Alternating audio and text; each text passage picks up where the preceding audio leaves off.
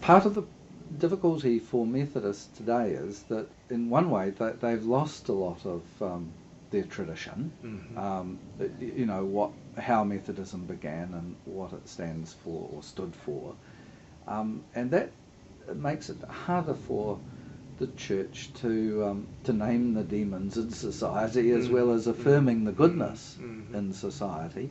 Do you see any way that we can not promote John Wesley, but promote the values that Wesley stood for? How would you go about that? That's a $64 question, and I don't know. I am concerned about the Methodist Church and its direction.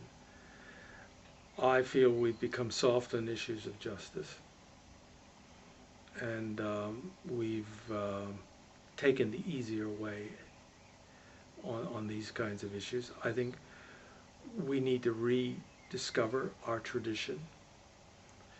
I think we have to go back into our past to find out what it was that made Methodist Church the Methodist Church and not some other church.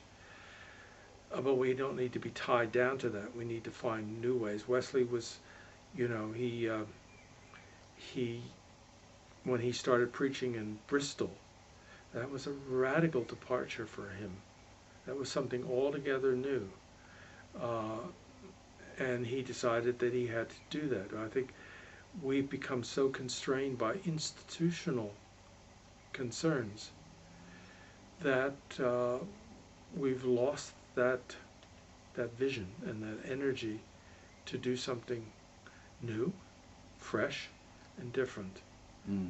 But that's an essential quality of being Methodist. The Methodists were at the forefront of ecumenism when it began to emerge 40, 50 years ago. Because the Methodist Church, that spoke to a deeply held value within Methodism.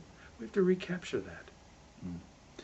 I've wondered too whether part of the appeal of Methodism today was that it's taken root in a number of different lands and countries, and each has now a quite distinct and different flavour.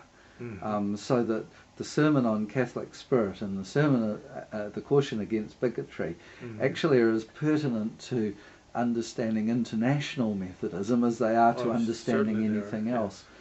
So I can't speak about American Methodism, but it, right from the outset, took off in a quite different direction after John Wesley's singular failure there. Oh, right. And he in effect blessed that new direction with the ordaining of Coke and others for the work.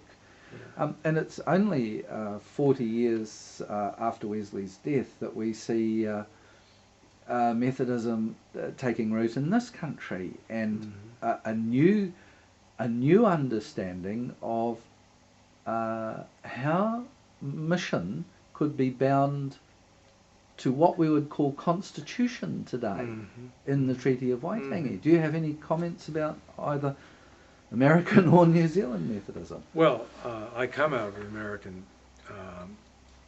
context.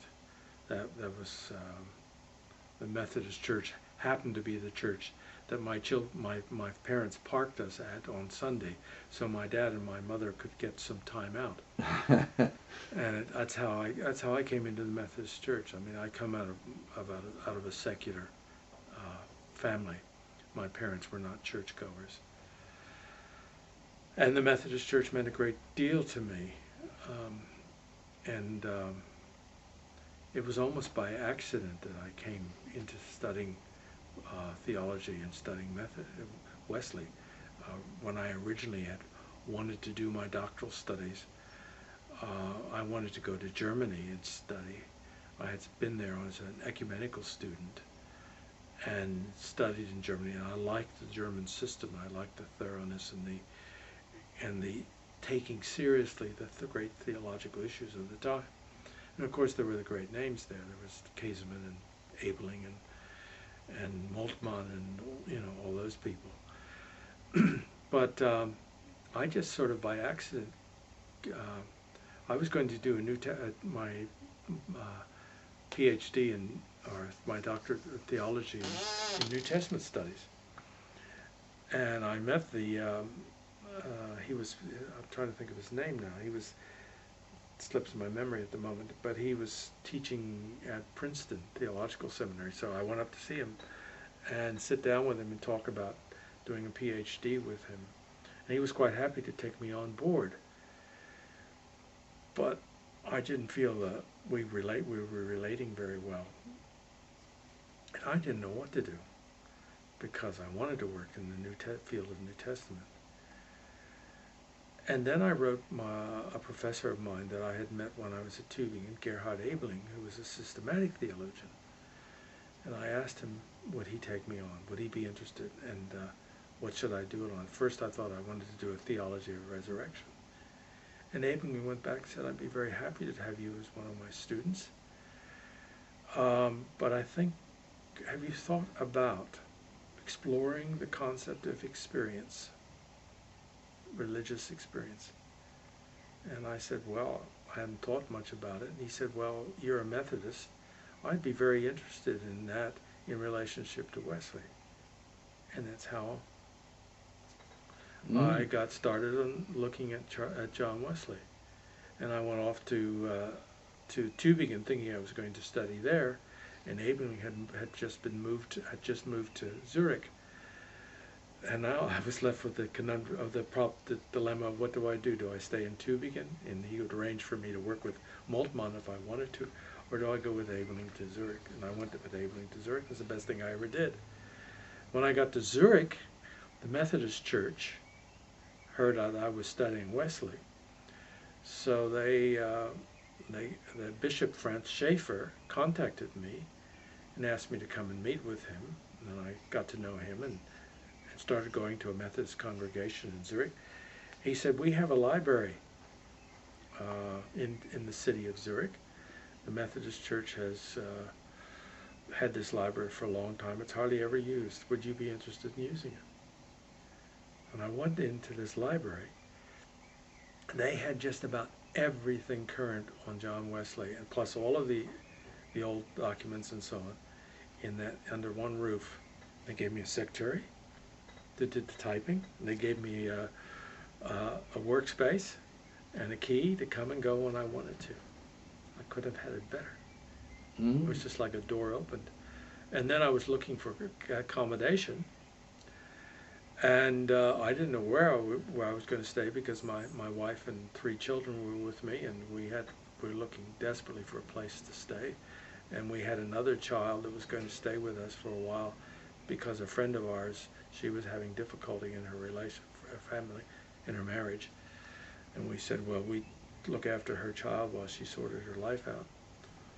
And so we had 4 children. And the Methodist Church came and said to me, well, there's a minister who's just retired, and all of his furnishings are available, and we own a house in Kilchberg, which is just outside of Zurich.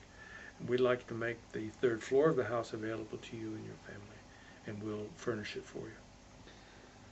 I wonder whether you would have anything to say about the notion of providence. Well, yeah, that's all about one of Wesley's, and it's a forgotten area of Methodist theology, is that you follow the way of providence as it opens out before you. And it was very providential that all of those things came together. My children had a wonderful time in Zurich. They learned to speak Swiss German, not just German. I had a great time at the university. I met some wonderful people. I did my PhD with probably one of the foremost Luther scholars in the world. I mean, what more could you want in terms of grace gifting you opportunities in life? Then eventually you made your way here, and it was in New Zealand that you became aware of that dimension to life that we call the Treaty of Waitangi, which has had a profound effect on the shaping of the nation, at times remembered by Pākehā, at times swept under the carpet by Pākehā, but always remembered by Māori. I call it the New Zealand experiment. Coming out of North America, where in the United States alone there were over 600 treaties made with Native American people, and not one of them was honored. Coming here and seeing a nation struggling to honor what they called the Treaty of Waitangi was for me quite exciting. And I had a misguided notion, because the New Zealand government very cleverly, well, the propaganda they gave me before I came out was New Zealand is a model of racial harmony. Well, it wasn't that way when I got here. I mean, I had come out of the civil rights struggles of the 60s and so on, and I knew what black people had, had underwent, in the United States, and I knew what was happening to Native American people. And my son today works on is a psychiatrist and coordinates mental health services for the Navajo Indian Nation in Arizona. But coming here, I thought this is quite unique. New Zealand is unique. We have the Treaty of Waitangi, and we are trying to work out how we honor this treaty. And I was just overjoyed when the Methodist Church decided that the treaty would be the basis of the treaty relationship, would be the basis of the church, and that it would be ta iwi and te taha Māori, that we would try to work out what it means to be a partner in a treaty with the indigenous people. And I think that also is, going back and looking at the Methodist ethos.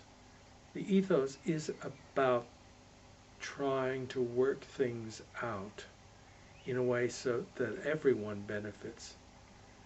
And Wesley went to the people who benefited the least in English society and tried to bring them back into mainstream life in England. He tried to give them hope, tried to enable them to look after themselves. I mean, he didn't look to the government to prop them up with funds. What he did was he set up loan societies. He did all sorts of things that enabled people to gain their self-respect and take control of their lives. And the treaty is about that. It's to enable people to